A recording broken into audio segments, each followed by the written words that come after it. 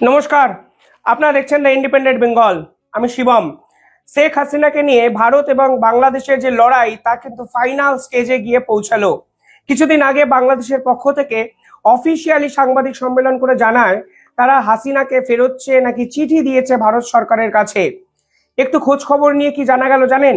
তারা যে চিঠিটি দিয়েছে সেটা আদতে কোনো অফিসিয়াল লেটারই নয়, অর্থাৎ সেই চিঠির আইনত কোনো বৈধতাই কিন্তু ভারত সরকারের কাছে নেই। তারা যেটি দিয়েছে সেটাকে বলা হয় ভার্বাল নোট। আর ভার্বাল নোটটা কি? ভার্বাল নোট হলো দুই পক্ষের মধ্যে যদি কূটনৈতিক আলাপ আলোচনা হয় তাহলে একটি কাগজের মাধ্যমে সে একে অপরের কথা জানানো। এই যে নোটের মাধ্যমে এই পুরো প্রক্রিয়াটা হয় সেটাকে বলা হয় ভার্বাল নোট। এর কোনো অফিসিয়াল স্থায়িত্বকরণ নেই, এর কোনো অফিসিয়াল ডকুমেন্টেশন ভারত সরকারের কাছে কোনোভাবেই সম্ভব হবে না। মানে কি, শেখ হাসিনার মতো একটা বৃহৎ বড় একটা সাবজেক্ট আপনারা শুধুমাত্র একটা ছোট একটা কাগজের টুকরো ধরিয়ে বলছেন শেখ হাসিনাকে ফেরত দিয়ে দিন, আর ভারতবর্ষ সেটাকে অ্যাকসেপ্ট করে শেখ হাসিনাকে আপনাদের কাছে তুলে দেবে, এই সম্ভাবনা কিন্তু আপাতত নেই। ভারত সরকার কিন্তু এই ধরনের ভার্বাল নোটকে পাত্তাই দিতে চাইছে না। পাত্তা না দেওয়ার অবশ্য আরো 3-4টে কারণ আছে, তা ভিডিওটা আপনারা যদি শেষ অবধি দেখেন আপনারা জানতে পারবেন। তবে যারা এই ভিডিও দেখছেন অনেকেই বলছেন এই ভিডিও নোটিফিকেশন আপনাদের কাছে যাচ্ছে না, তাই যদি চ্যানেলটি একটু নোটিফাই করে রাখেন বেল আইকনটি ক্লিক করে, তাহলে রেগুলার আপডেট আপনারা পাবেন। এছাড়াও যদি এই আপডেট না পান তাহলে ইউটিউবে গিয়ে সার্চে গিয়ে দ্য ইন্ডিপেন্ডেন্ট বেঙ্গল যদি সার্চ করেন আমাদের ভিডিও আপনাদের টাইমলাইনে কিন্তু পৌঁছাতেই পারে। যাই হোক, এই ভার্বাল নোট নিয়ে কিন্তু ভারতের একাধিক কূটনীতিবিদ একাধিক আলাপ আলোচনা করেছেন। তারা বলছেন অফিসিয়াল কমিউনিকেশনের জন্য এই ভার্বাল নোটটা যথেষ্ট নয়। শুধুমাত্র ভার্বাল নোট আপনারা দিয়ে আপনারা কিভাবে শেখ হাসিনাকে আপনারা নিজেদের দেশে ফেরত চাইতে পারছেন এবং সেটা মিডিয়াতে প্রচার করছেন যে আপনারা অফিসিয়ালি লেটার দিয়েছেন। আসল কথা হলো বাংলাদেশ এর এই অন্তর্বর্তীকালীন সরকারের ভারতের সাথে কোনো অবস্থাতেই কোনো পরিস্থিতিতেই যুদ্ধ করার মতো কোনো ক্ষমতাই নেই। তারা শুধুমাত্র টুকরো টাকরা জিনিস করে মিডিয়ায় এমন ভাবে প্রচার করার চেষ্টা করছেন যেন সেই দেশের মানুষ তাদের সরকারকে নিয়ে আনন্দে উচ্ছ্বসিত হতে পারে। আসলে ভার্বাল নোট কোনো অফিসিয়াল, অন্তত দুই দেশের ডিপ্লোমেসির ক্ষেত্রে কোনো অফিসিয়াল কমিউনিকেশন সিস্টেমই নয়, তা কিন্তু ভারতের পক্ষ থেকে বলা হয়েছে।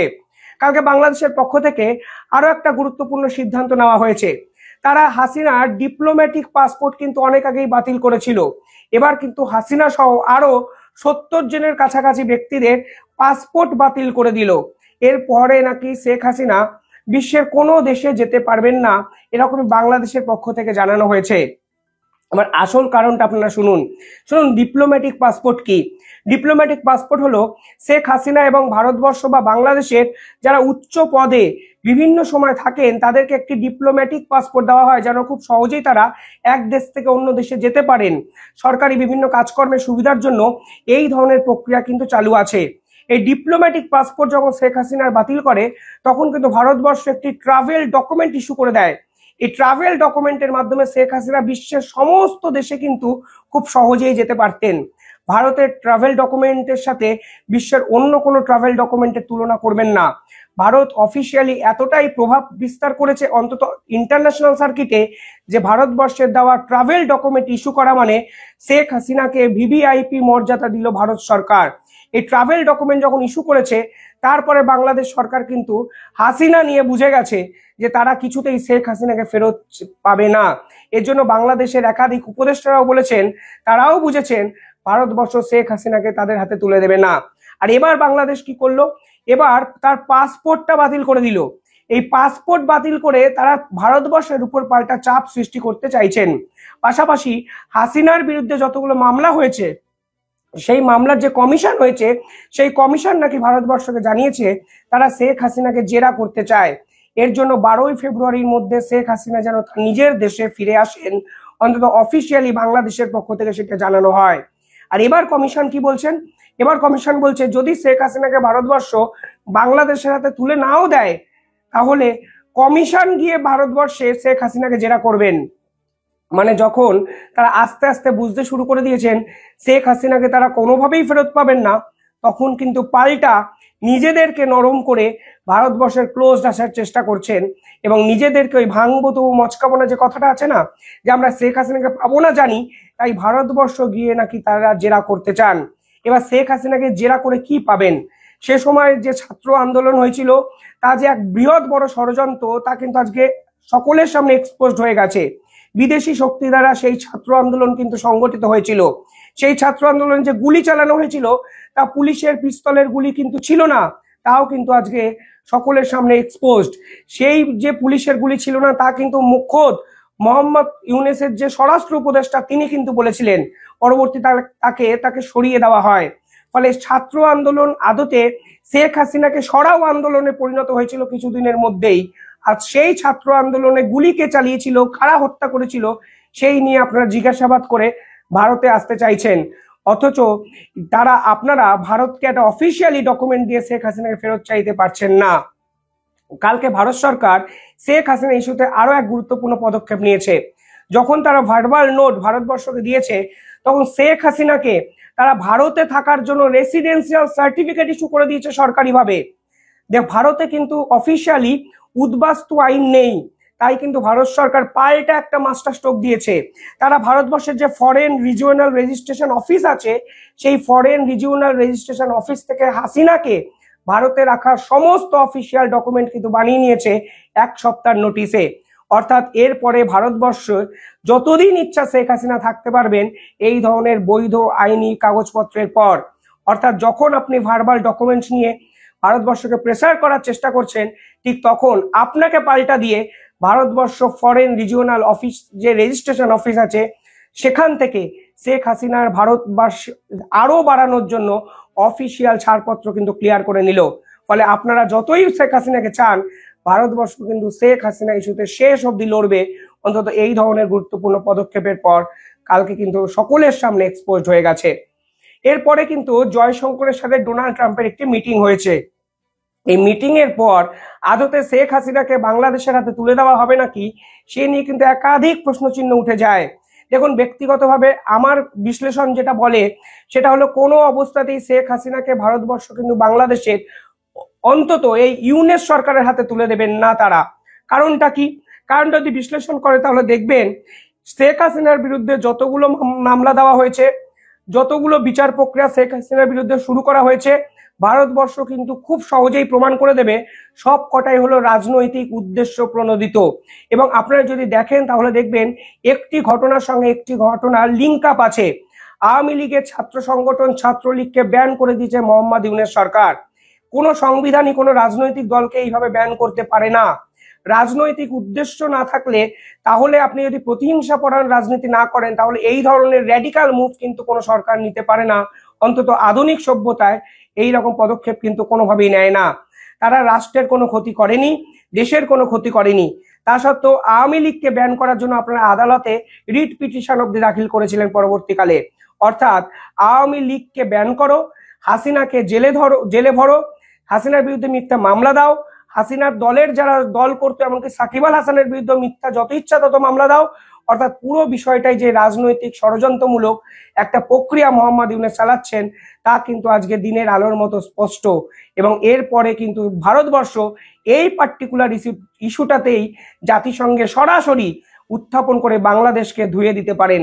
সেকেন্ড যে কারণটা মনে হচ্ছে, এই অন্তর্বর্তীকালীন সরকারকে কিন্তু মান্যতাই দেয় না নরেন্দ্র মোদীর সরকার। কারণ এই সরকার কিন্তু সামরিক শক্তি দ্বারা সাপোর্টেড। এই সরকার কিন্তু আইন শৃঙ্খলা, এই সরকার কিন্তু ব্যবসা বাণিজ্য, ইন্টারনাল এক্সটার্নাল ট্রেড সমস্ত কিছুতে এখন সিদ্ধান্ত নিচ্ছে বটে, কিন্তু এই সরকার কিন্তু মানুষের ভোটে দ্বারা নির্বাচিত সরকার নয়। আর মানুষের ভোটে দ্বারা নির্বাচিত সরকার না হলে প্রতিবেশী দেশ এবং সেই রাষ্ট্র কিভাবে একটি সরকারকে মান্যতা দেবে সেই প্রশ্ন কিন্তু থেকে যায়। এই অন্তর্বর্তীকালীন সরকারকে একটা স্টপ গ্যাপ সরকার, অর্থাৎ দেশ শাসন করার জন্য একটা ভারসাম্য দেওয়ার জন্য সামনে নিয়ে এসেছেন সেনাপ্রধান। সেই সরকারের আবেদনকে মান্যতা দেওয়ার কোনো প্রয়োজনীয়তাই ভারতবর্ষের কাছে নেই, অন্তত একাধিক সোর্স মারফত এটাই কিন্তু জানা যাচ্ছে। তৃতীয় যে কারণটা হতে পারে তা নিঃসন্দেহে একটু ডিপ্লোম্যাটিক ওয়েতে আপনাদের ভাবতে হবে।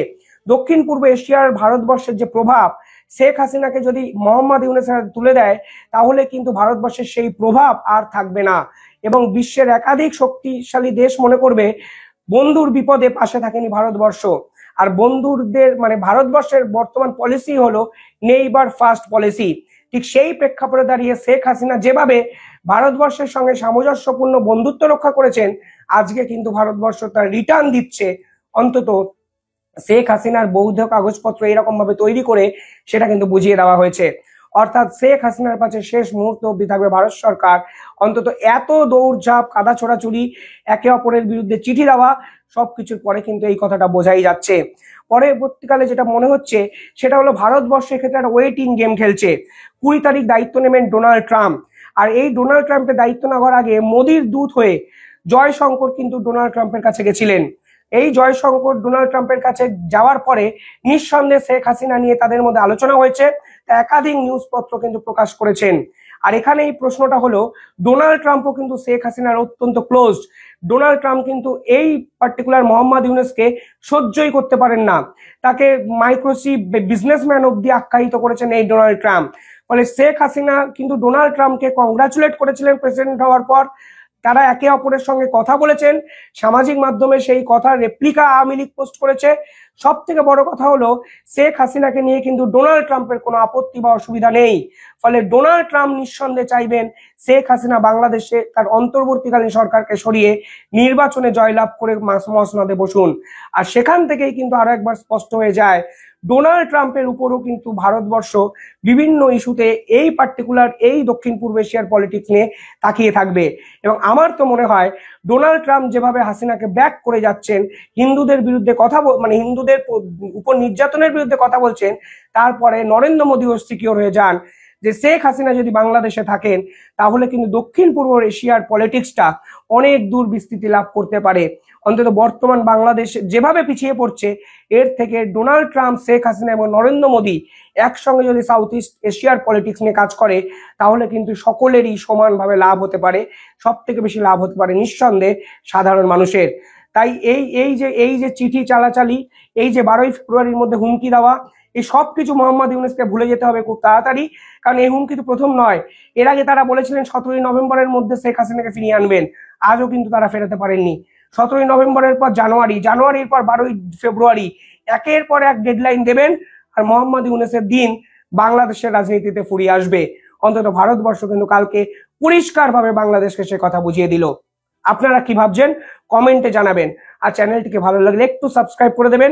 যদি ভিডিওর নোটিফিকেশন না যায়, ইউটিউবে গিয়ে সার্চ লিখে দ্য ইন্ডিপেন্ডেন্ট বেঙ্গল সার্চ করবেন। পরবর্তী দিন থেকে রেকমেন্ডেশনে আপনারা আমাদের ভিডিও পাবেন। ধন্যবাদ।